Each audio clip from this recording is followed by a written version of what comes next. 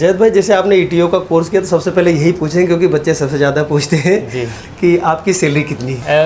As an ETO sir salary vary करती है आपके एक्सपीरियंस पे। जैसे आपने ईटीओ का कोर्स कर लिया, कोर्स 4 महीने का कोर्स है इंस्टीट्यूट में, किसी भी इंस्टीट्यूट में। जैसे मैंने किया है 7 आइलैंड शिपिंग इंडस्ट्री से, तो उनका खुद का कॉलेज है, उनका खुद का शिप है, तो स्पॉन्सरशिप भी मिल जाती है। और अदर कॉलेज भी उसमें अदर्स कंपनी भी पार्टिसिपेट करती है प्लेसमेंट के लिए। तो 4 महीने आपने ईटीओ का कोर्स कर लिया, उसके बाद आपकी सैलरी डिपेंड करती है कौन सी कंपनी में आप जा रहे हैं, स्टार्टिंग सैलरी। क्योंकि 4 महीने ट्रेनिंग करने के बाद 8 महीने आपकी ट्रेनिंग ऑन बोर्ड शिप पे रहती है, वो भी आपकी ट्रेनिंग ही है। आप ईटीओ नहीं होगा, ट्रेनी ईटीओ की तरह आप वहाँ जाएंगे। तो वहाँ पे जिस कंपनी में जाएंगे, जैसे जो बहुत बड़ी बड़ी कंपनी है, छोटी कंपनी है, तो एज ए ट्रेनी ईटीओ आपकी सैलरी वेरी करती है। स्टार्टिंग सैलरी होती है 450 से, और बहुत अच्छी कंपनी जो हो गई तो उनकी सैलरी होती है 700 तक। 450 से 700 के बीच में वेरी करती है, वो डिपेंड करता है आप कौन सी कंपनी में। तो ये हो गई सैलरी आपकी 8 महीने की सैलरी। आप 8 महीने के बाद आपकी सैलरी फिर एक्सपीरियंस पे ही मैटर करती है। और 8 महीने के बाद सबसे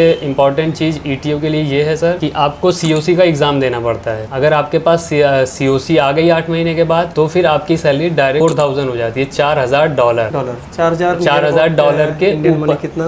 नियर अबाउट 3.5 लाख, 3.5 लाख। हाँ, 3.5 लाख। और अगर आपके पास सीओसी नहीं है तो आप दूसरी कंपनी में जाइए, अप्लाई करिए, फिर आपकी सैलरी वो भी डिपेंड करती है कौन सी कंपनी में जा रहे हैं। फिर भी आपकी सैलरी ये कंफर्म है कि $1500 से ऊपर ही रहेगी। हाँ, तो अभी लास्ट कंपनी कौन सी थी आपकी जो है? अभी लास्ट कंपनी मेरी थी सिनर्जी। सिनर्जी तो बहुत अच्छी कंपनी है। हाँ, बहुत अच्छी कंपनी, उनके पास बहुत सारी शिप्स है। तो इसमें आपको लास्ट टाइम कितना मिला? मतलब वही अभी इस बार एग्जाम दे दिए कि आप एग्जाम देंगे? नहीं, एग्जाम के भी काफ़ी स्टेजेस हैं, जैसे रिटन है, फिर इंटरव्यू है। तो मैंने रिटन दिया हुआ है, मेरा रिटन क्लियर हुआ है। इंटरव्यू अभी प्लान कर रहा हूँ, तो इंटरव्यू अभी नहीं दिया है मैंने। अच्छा। और सिनर्जी में मेरी सैलरी थी $2000। $2000। तो ये मतलब कुल मिला के वेरी करता है कि कौन सी कंपनी, किस टाइप का शिपिंग इंडस्ट्री में सर कंपनी बहुत इंपॉर्टेंट चीज़ है, क्योंकि छोटी कंपनी भी है, बड़ी कंपनी भी है। जितनी बड़ी कंपनी रहेगी आपको उतनी ज़्यादा सुविधा मिलेगी और सैलरी भी मिलेगी। तो आपने अपनी पढ़ाई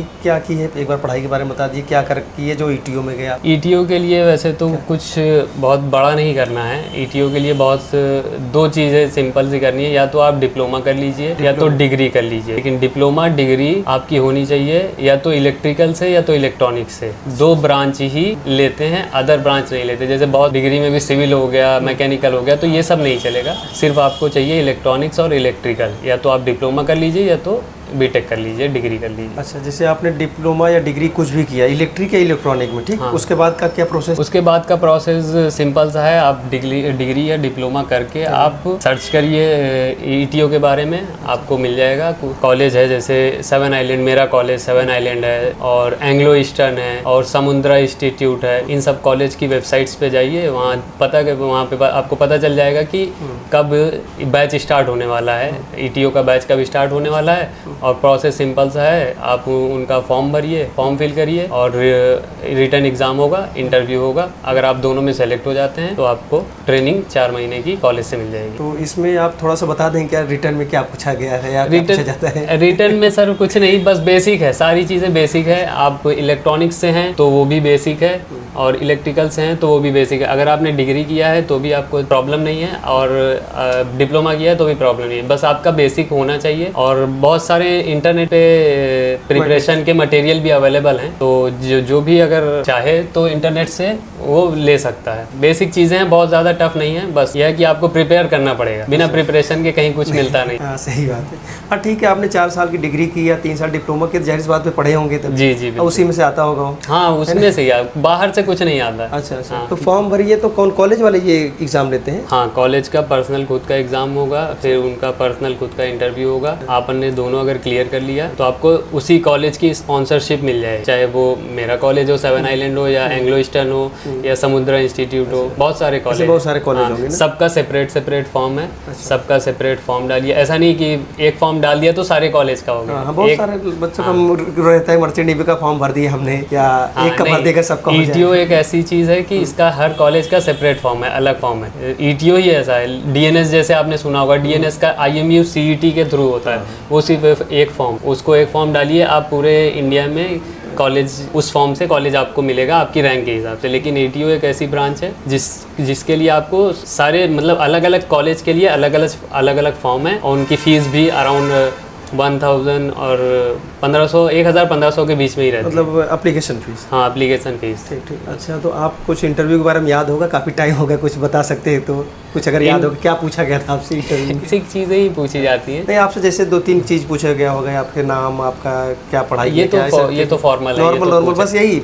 ये तो पूछ आपका डेटा तो पूछेंगे ही, आप कहाँ से हैं, आपका बैकग्राउंड क्या है, फैमिली बैकग्राउंड क्या है, ये सब आपने कहाँ से डिग्री किया या डिप्लोमा किया, ये सब तो पूछेंगे। बहुत मतलब डीप में नहीं जाते कुल मिला के? हाँ, डीप में नहीं, बेसिक इलेक्ट्रिकल और इलेक्ट्रॉनिक्स तो पूछेंगे ही पूछेंगे, क्योंकि उसी बेसिक। हाँ, डीप कुछ नहीं है।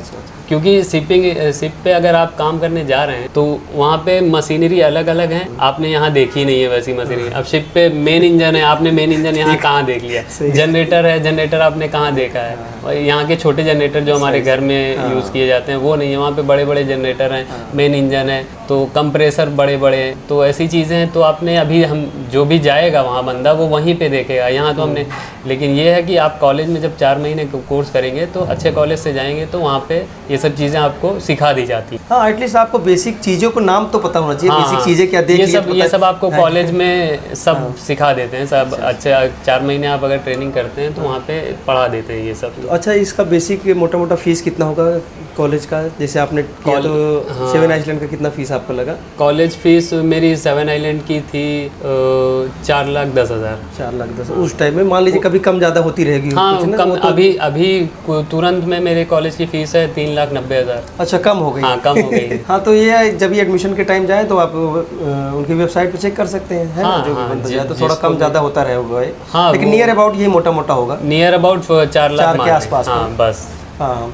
अच्छा, आपने जैसे बीटेक किया, उसके बाद फॉर्म भरा, उसके बाद रिटर्न दिया, ओरल दिया इंटरव्यू, उसके बाद में आप 4 महीने वहाँ ट्रेनिंग की। हाँ। ट्रेनिंग के बाद का क्या प्रोसेस, शिप पे कैसे गए या फिर क्या प्रोसेस उसका रहता है? शिप पे जाने के लिए कुछ नहीं, 4 महीने का कोर्स कर लीजिए आप कॉलेज से, फिर कॉलेज की जिस कॉलेज से करेंगे उसकी रिस्पॉन्सिबिलिटी है आपको शिप पे भेजने की। अच्छा, तो वो कॉलेज ही आपको शिप पे भेजेगा। तो जैद भाई, ये तो बहुत अच्छी बात है, देखा जाए तो 100% मतलब सिक्योर हो गए अगर आप कोर्स करने जा रहे हैं TO का, तो है कि नहीं? बहुत अच्छी बात है। बहुत सारे बच्चे बहुत सारा कोर्स करते हैं, अलग अलग एग्जाम देते हैं, और उनका सिक्योर भी नहीं रहता भाई हमारी जॉब लगेगी कि नहीं लगेगी। तो इसीलिए मैंने सिर्फ उस कॉलेज का नाम लिया जहाँ स्पॉन्सरशिप है। अच्छा। 7 आइलैंड, एंग्लो, समुद्रा, इन सब का कंफर्म स्पॉन्सरशिप है। अच्छा। और इंडिया में बहुत सारे कॉलेज हैं।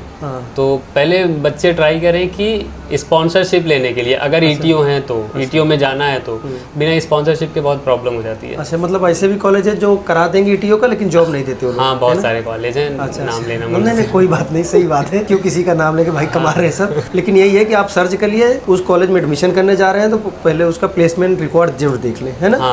और आजकल तो ऑनलाइन सारी चीजें अवेलेबल है कि भाई किसका क्या रिकॉर्ड। वही चीज़, आजकल तो जितने भी बड़ी चीज़ें हैं सबका वेबसाइट बना हुआ है, उस पर एक एक चीज़ लिखी हुई है। जितनी चीज़ें मैंने बताई आपको, फीस, 4 महीने इंस्टीट्यूट, 8 महीने ऑन बोर्ड ट्रेनिंग, ये सारी चीज़ें वहाँ मेंशन है। हाँ, वेबसाइट पे प्लस और वीडियोस वगैरह देख ले बंदे लोग कि किसका क्या रिव्यू है, कॉलेज अच्छा है कि नहीं है, या अच्छी बात जो वहाँ से किया है उससे जानकारी ले ले अगर के बात हो जाए। बिल्कुल, है ना? क्योंकि कभी कभी फेक इंस्टीट्यूट क्या है, अपने यहाँ लिखा तो देंगे 100%, लेकिन बंदा देखने वाला नहीं समझ पाएगा। नहीं, अगर आपको ETO करना है सर तो आपको स्पॉन्सरशिप ज़रूरी है। 100% स्पॉन्सरशिप कॉलेज से ही करिए, नहीं तो बहुत प्रॉब्लम हो जाती है। अच्छा, तो जब कोर्स करके आप गए, शिप पे पहली बार गए होंगे तो एक चीज़ एकदम डिफरेंस रही होगी, तो पहला दिन क्या कैसे महसूस हुआ आपको?